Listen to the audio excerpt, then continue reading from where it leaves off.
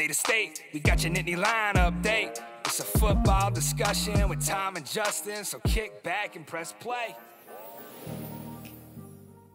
With former Penn State and NFL defensive back Justin King, I'm Tom Hannifan. This is State of State. This podcast is presented by BetOnline. BetOnline is your #1 source for all your summer sports this season. Major League Baseball, golf, the NBA, and NHL playoffs especially. All the latest stats, news, and scores are available to follow your favorite teams. Get the latest odds and lines, including the latest team matchups, player props, and odds on just about every sport out there. Head to betonline.ag today or use your mobile device to get in on the action. State of State is presented by BetOnline. The game starts here. Are you looking for a higher potential return on your savings? Turn to our sponsor, Save. As an SEC-registered investment advisor, Save safely combines the best parts of saving and investing with its Market Savings program. Market Savings is a savings product that provides you with market returns instead of interest. The returns come from diversified investment portfolios based on your individual investment profile. The return from the investments is paid to you at the end of the selected investment term. But investing comes with risk, right? Well, with Save, your deposit is FDIC insured and never used for any investments. The current variable APYs are 9.07% for the 1-year product and 7.9% for the 5-year product. So what does this cost you? Well, Save only charges a fee when your investments make you money. To learn more or to sign up, visit www.joinsave.com/state. That's joinsave.com/state. The link to the website is in the description of this podcast. State of State invites you to join Save.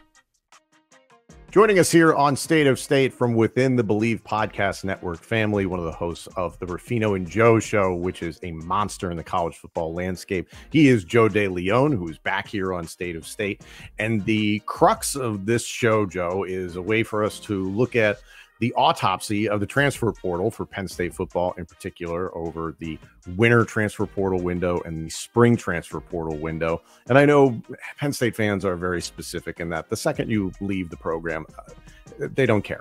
But I think it's very interesting in the way that players depart and you see the school that they go to or the coach that they go to play for. And automatically there's this innate feeling of we lost something or we didn't lose anything. You know, good riddance or, oh, crap. So that's kind of what I want to dive in with you today in particular. So like, comment, subscribe, rate us, turn on notifications, all that good stuff. Follow us on X, Instagram, TikTok at State of State Pod. Joe, first off, I think the one that's really breaking the hearts of Penn State football fans currently is safety King Mack leaving for Alabama. I think this is a more complex one. And inherently, Tom Allen's defense was going to field 3 safeties.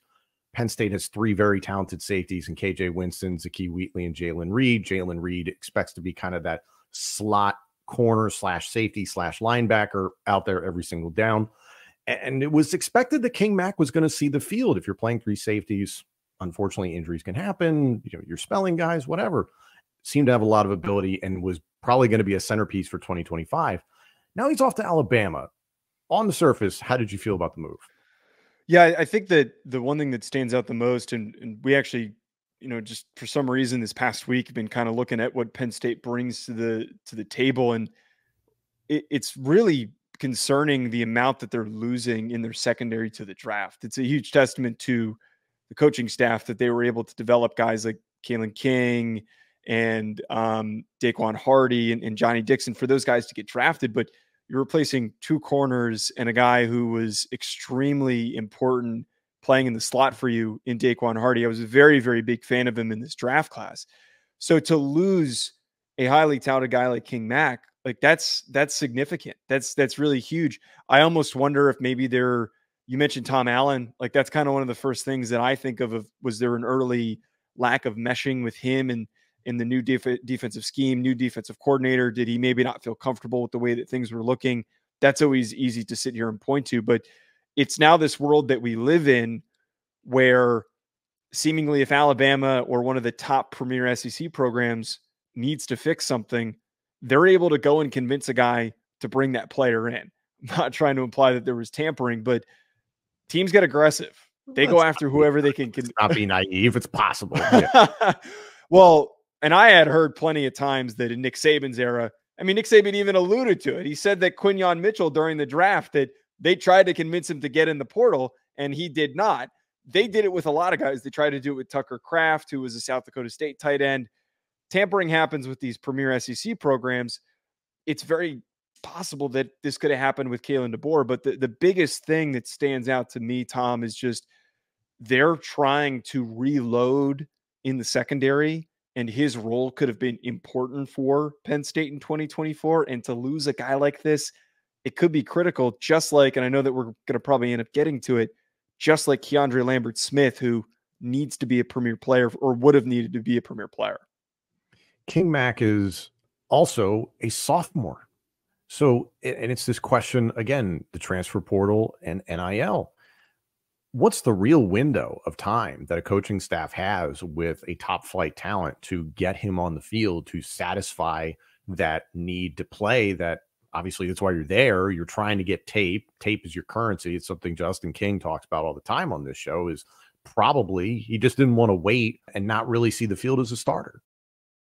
Yeah, and I almost, this is now becoming one of the most complex conversations that I think that we have that's not talked about enough. I feel like it's definitely talked in coaching circles, where how do you convince a kid? How do you try to satisfy a kid's desires to get onto the field in order to make him feel satiated, to make him feel like he is getting his worth and he's able to contribute and he is developing and learning and able to eventually move on to the NFL? And I mean, heck, even more than ever, your production on the field in the NIL space is going to help you garner more money and make the argument for getting more money. So it's difficult. I would argue maybe for a defensive back, it could be a little bit easier just to rotate somebody like that in on sub packages, but it is becoming increasingly difficult. One of the arguments that you kind of hear that is interesting that I think comes into play, and it's kind of unrelated to this, but I do think that more higher ranked recruits might even consider going to lower level Power 5 or lower level or higher level G5 programs in order to just get on the field, get the tape, and then bounce, and then to go elsewhere. I think that being on the field is now important than ever because it sets up that next opportunity even more than it ever did. You just hit the nail on the head moments ago with Quinyon Mitchell at Toledo, of all places. And your argument, I think, makes a ton of sense, because it's not even about Power 5 versus Group of 5 or Power 4, I guess now at this point. It's about the Super 2 versus everybody else. So is it really feast or famine for these players of, if I don't make it into the Big Ten or into the SEC, I don't really care where I'm going. NIL is certainly a factor. If you're getting paid, you're probably going. But at the same time, if I don't hook on with the SEC or the Big Ten, am I just going to take what's given to me? And hey, you can start. You're guaranteed to start. Perfect. I'm there. Well, that's also part of this too, where relating it back to Mack, I think you would almost expect a situation like this that he might consider jumping somewhere where he knows that there's guaranteed playing time. I think what is going to help him here with Alabama, though, they're losing a lot in their secondary as well. I think that they're trying to be really bullish so that they don't take a step back in Kalen DeBoer's first year. But it's just the necessary evil that now comes into play, that you have to hope one of these premier teams, and it's crazy to be saying that for a program like Penn State that's just such an iconic brand in college football, that Alabama, LSU, Ohio State could pick up the phone at any time and try to convince one of your players to hop in the portal and come play for them. Well, you talk about branding. I think that's a big thing for college football fans when they're looking at the transfer portal. When you see King Mack goes from Penn State to Alabama, Penn State fans might not like this, but that's an upgrade in brand. That's one of the most dominant programs in the history of college football. Not to say that Penn State hasn't had its success, but we know the Alabama dynasty that has been occurring in front of our eyes for the last 20 years. It raises another question. Is Alabama still Alabama? I think that they are, and I think that this is, we're going to get real a real understanding of how competitive they're going to be, I think, within the first couple of weeks, which is easy to say, but they're just going to be a much different version of Alabama than we've ever seen. I feel like naturally it's always easy to think pro style, physical, punch you in the mouth. And it is going to be strange to watch as Kalen DeBoer tries to build the Washington version of Alabama, where they're stretching the field. They're trying to win games by putting as many points up on the board as possible. The one thing that could end up biting them in the butt is just, I don't know if that style of play necessarily leads to success in the SEC. It certainly leads to success in the Pac-12, where there's a lot less big bodies on the defensive line. There's maybe not as deep of secondaries that you're going to be facing. We saw what happened to Washington when they ran into a well-rounded, well-coached defense in Michigan. That was really their first legitimate test of a complete SEC type team, elite Big Ten type team. Yep. Right. I think that there is a world where Alabama, first couple of seasons, if they don't aggressively recruit the lines of scrimmage and they don't run the ball effectively, that they could end up taking a little bit of a step back. Well, and then there's plenty of people, I don't think this is a revelation, have talked about how the SEC defensively has taken a step back over the last 5 years, and it kind of looks like the old Big 12. Not even the old Big 12, kind of like the current Big 12 in terms of lots of offense, not as much defense, higher scoring, and it's a faster paced game. But I think adding King Mack, especially with the departure of Caleb Downs, is King Mack going to be a starter immediately day one? That's another challenge he's going to have to figure out, because there's talent in that secondary room. Well, and I think that what we also see now too, which is more important than ever, any of these teams that think that there is a capability to make a playoff run now that it's expanded, the ones that have a lot of money are just trying to go and get bodies. They're trying to convince, how many players can we give X amount of dollars, regardless of role. Maybe we can convince them that they're going to start, but they're maybe not going to be a full-time contributor on our defense. They're just trying to go get as many players as possible. The perfect example is Ole Miss. Anytime a top player goes in the portal, defensively, offensively, it feels like Ole Miss is always brought up in those conversations. They're just trying to get not just the premier players like Walter Nolan. They're also trying to make sure that they're 2 deep, that they're 3 deep, that they have the necessary players for certain sub packages for specific situations. That is a really good example, I think, of what we're moving towards, that Lane Kiffin understands. If we have the money available, we don't always need to go and grab the biggest name player. You do need guys that are just going to show up and play in specific packages when you need them. And this is kind of, I think, what Alabama is trying to do here with upside, that Mack ends up becoming a full-time starter. Speaking of the SEC, and you touched on him a little bit earlier on, KeAndre Lambert-Smith, now a former Penn State wide receiver, now plays for the Auburn Tigers. And it's so funny you just talked about how it's the big name player in the portal. Well, KeAndre Lambert-Smith arguably was the biggest name wide receiver in the portal in the spring transfer portal window. Penn State fans are naturally going to say, that's not saying much. That's like being a bush next to a very tall tree, something like that. KeAndre Lambert-Smith, for those of us in Happy Valley that have paid attention to his entire career thus far, know that there is a very high ceiling, but the gap between the ceiling and the floor is substantial. And to the point that there were flashes in 2022, especially in the Rose Bowl game against Utah. We saw what he can be as a game breaker. He has all the physical capabilities. 2023 kicked things off in really incredible fashion against West Virginia, had another little blip against Indiana to win the game for Penn State. But ultimately, he would disappear for whole games at a time, would get locked up in coverages, just was not going to be able to beat elite defensive backs. You can maybe point towards the inner turmoil going on at Penn State of Mike Yurcich versus James Franklin. That was evident and played out immediately after the Michigan loss. So it still remains to be seen if KeAndre Lambert-Smith can realize his full potential. Justin and I have always said it's a neck up issue with KLS. Him going to Auburn, however, interesting timing. It feels like Hugh Freeze is trying to build. I know he was at Ole Miss at one point, but seems like trying to follow in the footsteps of Ole Miss. What do you think of that program? Yeah, this in general, the decision was really head scratching, just overall. You talked about, and I think that my frustrations with KeAndre Lambert-Smith with less of a focus on, me not being a fan of Penn State, just knowing that he was good enough to maybe be more productive than he was. I feel like he has just always been, and for wherever he was going to transfer to, more of a secondary, tertiary option. He never really took over and was that premier guy. The production was good, but never was, we need a first down, we need a big play, we're going to KeAndre Lambert-Smith. And last year, it felt like the receiver room for Penn State was just so inconsistent, and to lose a guy any level of production is going to be a massive, massive hit for this team. And Drew Allar, you're trying to establish chemistry and momentum going forward, and to lose a guy is just, it's so painful. But I don't really get how you can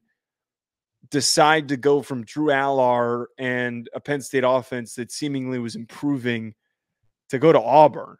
Apparently, this must have just been purely money motivated, that he just decided he wanted to go to Auburn, because Peyton Thorne, there were games where he was barely throwing for 120 yards. We saw plenty of them at Michigan State. So I was never like, oh, that's an upgrade. Like, I'm still not sold on Drew Allar, but I know he's better than Peyton Thorne.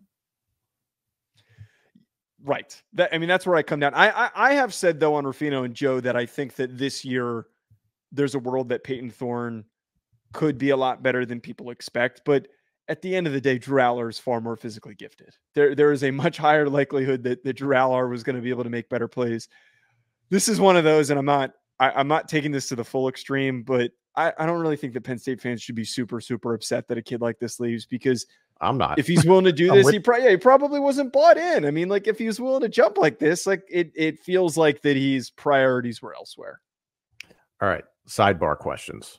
One, what's your honest opinion on Drew Allar and his upside? And two, same question about Julian Fleming, because I cannot, for the life of me, get somebody to be honest with me that's within the Penn State circles, because people have jobs on the line. They want to have relationships with the university, all that sort of stuff. You have the national perspective. I'm very curious. Allar has every potential and capability to be like a top 5 pick in the NFL draft. Every capability. And I don't think that's like a hot take. No one's going to be listening to this going, oh my God, really? His recruiting evaluation, and you listen to any of these national recruiting services, they all acknowledge that he could have been arguably the #1 recruit in his class. Depends on the service that you listen to in those rankings. The arm's there. He can rip it. The decision-making clearly was not there. And I think he was one of those dudes, it felt like, was really handicapped by over-evaluation. And a lot of times the over-evaluation comes from poor coaching, poor offensive decision-making. Kind of gave me the vibes, but to more of an extreme, of CJ Stroud in his last year, where there were a lot of times where it looked like he had too much going on and he couldn't just make the decision that he needed to make to move the ball down the field.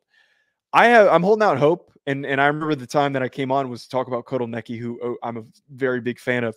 I'm hoping that Kotelnicki acknowledges how he can more effectively use him, but I don't see why there couldn't be a world where he doesn't have a JJ McCarthy type ascension, where he doesn't take this huge step forward this year, and because it's a weak quarterback class, he doesn't maybe decide to declare, because he shows some really good things. If JJ McCarthy was good enough to enter the draft and teams were willing to buy in, he's got the same types of traits, he's got the same types of talent. But Julian Fleming, man, like, I feel like he's a big what if. I mean, he's a big dude. I mean, he's a big, strong guy. One of the things, and it's something that you almost don't even pay attention to when you're watching film or tape or anything, that I haven't even noticed, but I hear he's a really good blocker. I mean, I guess that's going to be really important for when you're running the football, Tom. But he's a big what if. We can't wait for 2023. He was a big recruit, so at the very least, that there's something that there's still something there to be tapped into. He's a good blocker. Allar, what concerns Penn State fans is that he's another Christian Hackenberg. And then Julian Fleming, the concern is that he got lost in that shuffle at Ohio State, some due to injury, some due to the talent around him. Not necessarily because of those circumstances, but because he just wasn't good enough. And that him coming to Penn State is hanging on to an old recruitment from nearly 6 years ago and then old ranking from nearly 6 years ago. And it's like, all right, everything that we've heard from, sources within the team is that he's a leader, he has experience, and he's a good blocker. Those sorts of things have been consistent, but it's like, well, tell me that he's been dominant. Tell me that he's been exactly what you thought he was going to be. And especially if you're spending potentially 6 figures on a guy. Yeah. And your theoretically number one wide receiver, KeAndre Lambert-Smith, just jumped in the portal. It just doesn't instill a lot of confidence in what you purchased and now what you have at the position. I think to his defense, you mentioned how, first of all, there was a long line to get in the door just to get on the field. What would have been 2 years ago would have been like a year for him to contribute more. Jackson Smith and Jigba was still there. Emeka Egbuka, or Jackson Smith and Jigba didn't really play that year, but Emeka Egbuka, Marvin Harrison Jr., they were the premier players. And then this past year, where he could have had a bigger role, the offensive play calling by Brian Hartline, Kyle McCord's decision-making, like it was a mess offensively. So to his defense, he has been just given some horrible timing. And the recruiting ranking, it's still there for a reason. The traits are all there. The physical tools are also there. He could still figure it out. He's definitely better than what's in the room right now. And I think that that's where the sign of optimism at the very least should be.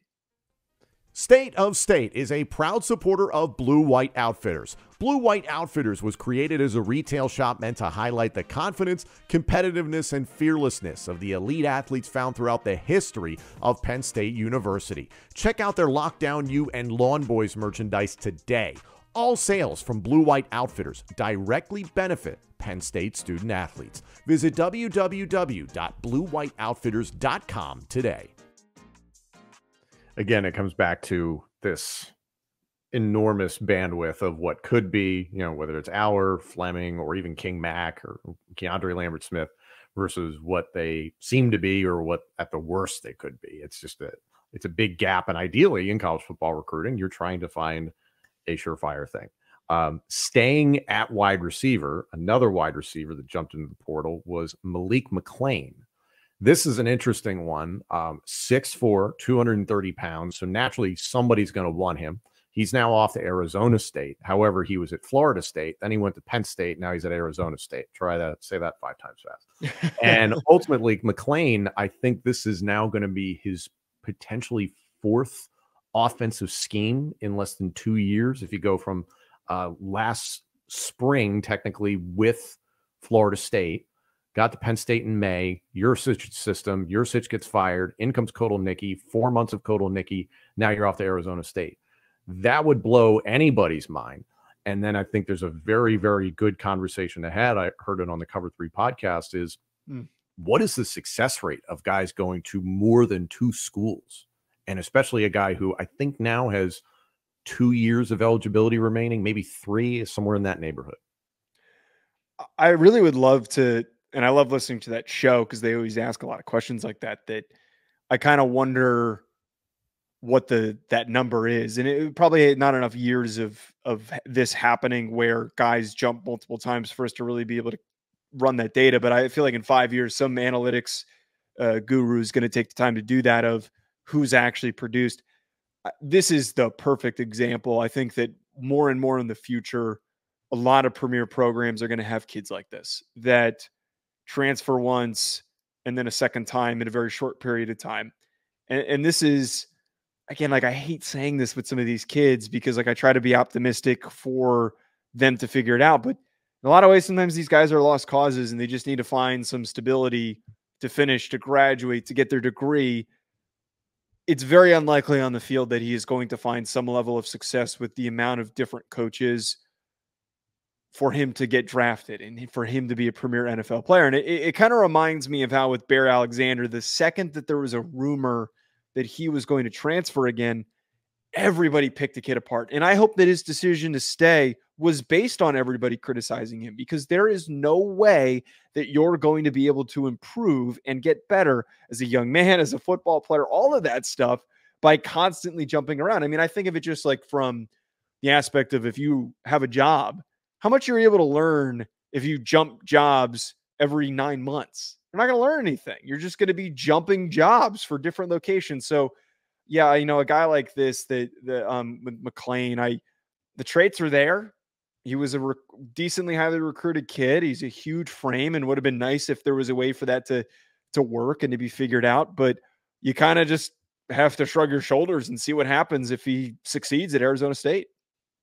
I sincerely hope he does. And now Arizona State moving into the Big 12, interesting landscape that he's going to be competing in this coming year. I believe Rashada, the quarterback, just transferred. So there's going to be a competition there. But to me, when I watched him, it was apparent in the blue-white game back in April, and then even the sparing opportunities he got on the field at Penn State in 2023, is that it felt like a big guy that doesn't know he's a big guy. It was kind of like those power forwards or centers at the high school level that go from 6'5" to 7 foot in the summer, and they're like, I don't know what to do with my limbs now. Little basic things that it doesn't seem like it's all gotten there. However, at the FBS level, size is king. So they're going to go after those measurables, whether it's like, oh, you're running a 4.3 40, or if you're 6'5", 320 pounds, they're like, here's a scholarship, here's some NIL money, and he will have his chances to bounce around. Is it going to be somewhere on that spectrum from never leaving ever Stetson Bennett versus JT Daniels, I'll go to any school that has the word university in it? It's just,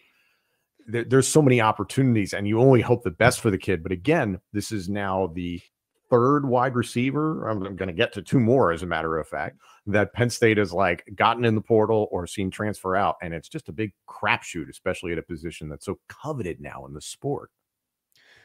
Yeah. And it almost, you're talking about how much there's been so much turnover for Penn State in particular. They're probably up there with with the highest amount of receiver turnover in college football, as you're talking about. And we're not just saying like low end, back end guys. And I know you want to bring up Cephas probably, that we're going to get to. Like, I do.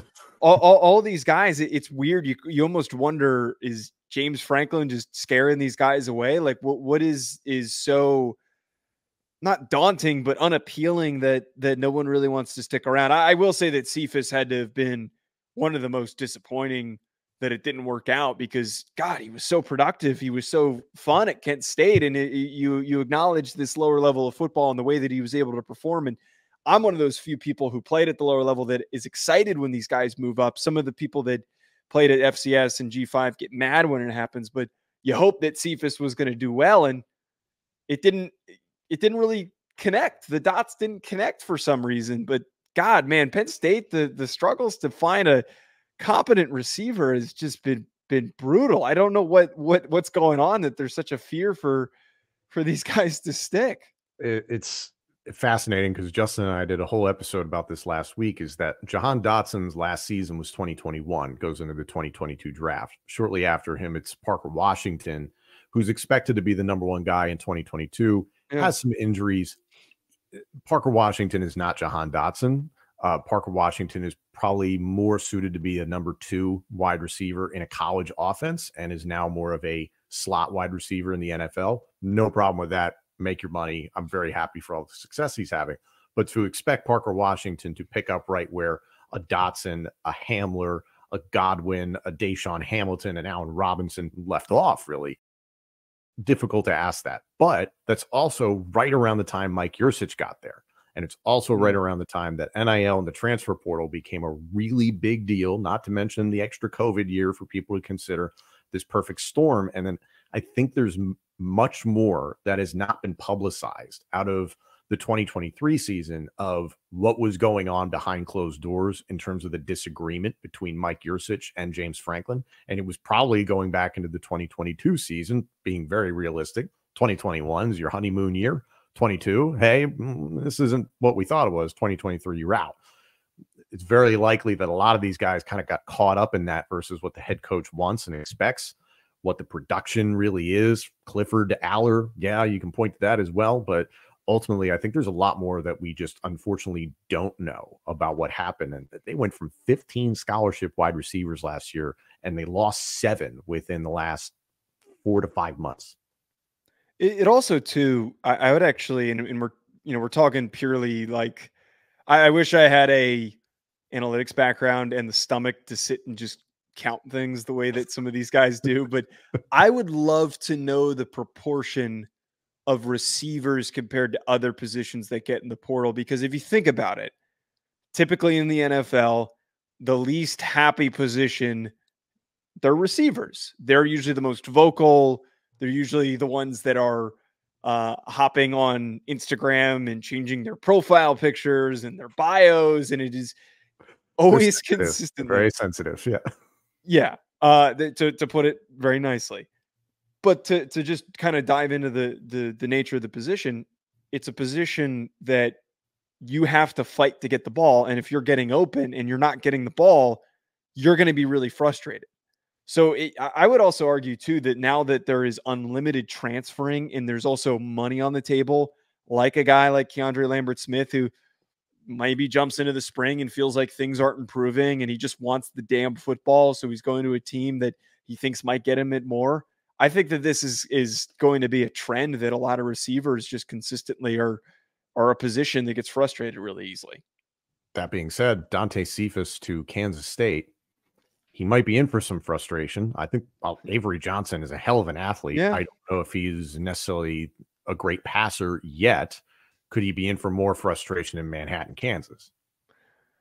I'm a little bit of a psycho. I love Avery Johnson. I think that there's a world that kid is going to have just an unbelievable year this year. I'm not saying he's going to win the Heisman, but I think that he is going to just really ascend and be in the national conversation enough so that Kansas State goes to the playoffs. So I think it's plausible. What's going to be a little tricky for them is replacing Colin Klein. I don't know how that impacts the offensive decision-making and just how things flow. But I think at the very least, we've seen a little bit more offensive competence from Kansas State. And not trying to knock Penn State too much there, but I think that there is a capability for him to be the premier guy in that offense.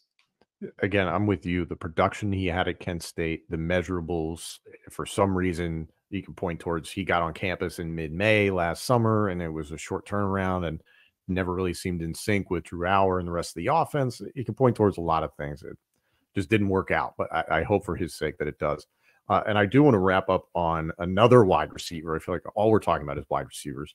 And this is a kid that I think it's a really interesting story, is Malik Mega, transfer from Penn State to Coastal Carolina. Now, the outside looking in perspective is going to be, well, he barely played for Penn State. He was a special teams guy. He was a project player to begin with. He belonged at a Coastal Carolina. He was never any good. He never should have been at Penn State, which I think is unfair to put on a 20-something-year-old kid. On top of that, Malik Mega, a Canadian prospect, having to come stateside and trying to learn the game in a different capacity, has all the physical tools like Malik McClain, is roughly 6'4", 230 pounds, can run like the wind, just a very raw prospect. You take him, now you put him in the Sun Belt Conference at Coastal Carolina, which has been on a run as of late. Different look now with some departures, but still, this feels like an interesting opportunity. I don't necessarily know if he's going to light the world on fire. He is still very green overall when it comes to playing the position of wide receiver. Special teams, yes, he can contribute there. But what did you feel about Mega going to Coastal Carolina? Because it's tough to gauge these guys deeper on a depth chart. Yeah, it's, first of all, insane the amount of gigantic receivers that Penn State was hiding on their roster. And that none of these guys managed to be productive. But I think that now more than ever, a guy like this, who all the traits you said earlier, that size is so important in college football, that you can try to get a guy with an elite frame to produce if you're good enough at coaching. They're a team that's really hitting the reset button offensively, that they're losing Grayson McCall and they lost Jamie Chadwell not that long ago. They're trying to re-identify who they are. But Coastal Carolina has been a really, really good G5 program. And I think that now in this world, we've been talking like very broad on how things are changing. I also think that one of the biggest things that happens, as I alluded to earlier, if you're not getting on the field, you should take the opportunity to find an opportunity that you're going to play a lot sooner. You're going to be a premier important player. At the same time, at Rhode Island played with enough guys who came from these big schools that were decently highly recruited or 3 stars or whatnot and transferred down and then stunk and didn't do anything. I would hope, though, for him that a team like Coastal Carolina for Mega, that they need bodies, they need a big body, and he could end up being that number 1 receiver that they need for their offense to really move. I sincerely hope the best for him, because I think that's something that doesn't get a lot of attention because it's not a very sexy subject, is Canadian-born players coming stateside trying to make it. Theo Johnson's a great example recently from Penn State, tight end drafted to the New York Giants, I believe, in the 2nd round, and has a lot of ability. Jesse Luketa, outside linebacker for the Arizona Cardinals. So there's examples of these Canadian players making it in the NFL through American college programs, but it's a tough road. You're transitioning in a lot of different ways, and I just I think unfortunately I've seen a lot of discourse where people are too hard on a kid. Yeah, and I just hope that he and all these people that we've talked about, for the record, have success elsewhere, because at the end of the day, if you're getting paid and you're at this level, you're winning. This is a point in college football that probably by the end of this season, or at least sometime early next year, if there is collective bargaining, this could feel very different. It could be a very different playing field. So those that are cashing in now, whether it's cashing in with tape on the field or cashing in with their direct deposit, good for you. And I think too, though, that like this is now more than ever, I think it's going to be very, very professionalized with the way that we talk about these players. It's going to be so increasingly different the way that we look at these things. The amount of criticism that a lot of them are going to face is going to be even greater. Joe, thank you as always for coming on. Thank you for the national perspective. Thank you for the honesty on Penn State football. I think PSU fans can certainly use it. Check out Joe on the Ruffino and Joe Show on YouTube, anywhere you get your podcasts for all things college football. They do an awesome show. Like, comment, subscribe, rate us, and turn on notifications. Thanks for tuning in, guys. Thank you all so much for joining us. This episode and our entire library of shows is available now on YouTube, Apple Podcasts, Spotify, Google Podcasts, and wherever else you get your podcasts. Also, let us know what you think of the show on social media, and check out all of our content on X, Instagram, and TikTok. Search for the handle @StateOfStatePod. State of State is presented by Bet Online and by Blue White Outfitters.